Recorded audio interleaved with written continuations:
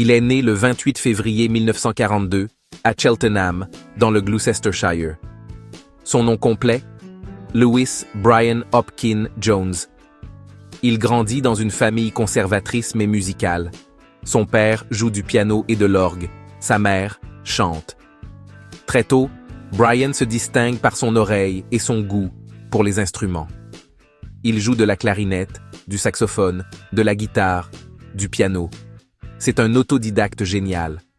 Mais il est aussi solitaire, hypersensible, souvent malade. Un enfant brillant, mais difficile. Puis un jour, il découvre le blues. Robert Johnson, Muddy Waters, Elmore James. Cette musique, venue d'ailleurs, parle à son âme. Il se l'approprie. Il veut vivre pour ça. Déjà adolescent, il devient père, 2 fois, avec 2 femmes différentes. Il quitte l'école, se brouille avec ses parents, s'enfuit à Londres.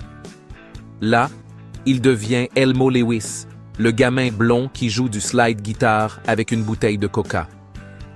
Il enflamme les clubs de blues.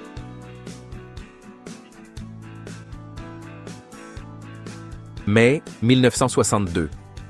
Brian passe une annonce dans le magazine Jazz Weekly, et non Jazz News, contrairement à ce qu'on lit parfois.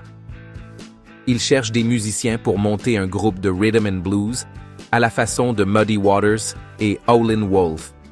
C'est lui qui réunit Mick Jagger, Keith Richards, Ian Stewart, Bill Wyman et Charlie Watts. Le nom? The Rolling Stones. Il le dégaine spontanément lors d'un appel pour un concert, inspiré par le morceau Rolling Stone de Muddy Waters. Au début, Brian est le patron. Il organise, dirige, joue. Il incarne l'âme du groupe. Sur scène, il brille. Il change d'instrument à chaque morceau. Sa polyvalence est éblouissante. Il est le métronome et la mémoire musicale des Stones. Mais très vite, le duo Jagger-Richards prend de l'importance. Ils écrivent les chansons, deviennent les visages du groupe. Brian, lui, compose peu. Il se réfugie dans la recherche sonore. Il est l'alchimiste. C'est lui qui insuffle les couleurs exotiques et étranges. Le sitar dans Painted Black, le marimba dans Under My Thumb, la flûte dans Ruby Tuesday, le dulcimer dans Lady Jane, le mélotron dans 2000 Light Years From Home, et enfin, les sons du Maroc dans Pipes of Pan à Jujuka, qu'il enregistre seul avec les musiciens de Jujuka.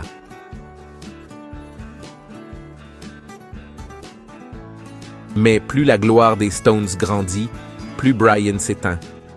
Il vit mal la perte de contrôle du groupe. Il sombre dans l'alcool, les drogues, la dépression.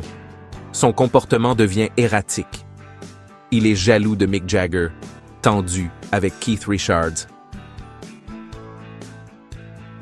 En 1967, il est arrêté pour possession de drogue. Les tournées deviennent un cauchemar.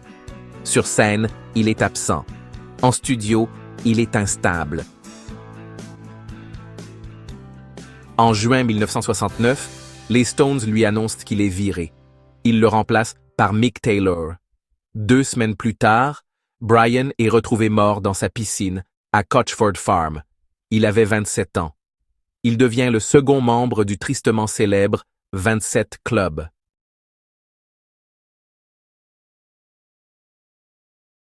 Aujourd'hui, on se souvient de lui comme d'un visage angélique, disparu trop tôt. Mais Brian Jones était bien plus que ça. Un pionnier, un visionnaire, un artiste libre. Sans lui, les Rolling Stones n'auraient jamais existé. Il était la première étincelle, et peut-être le feu sacré.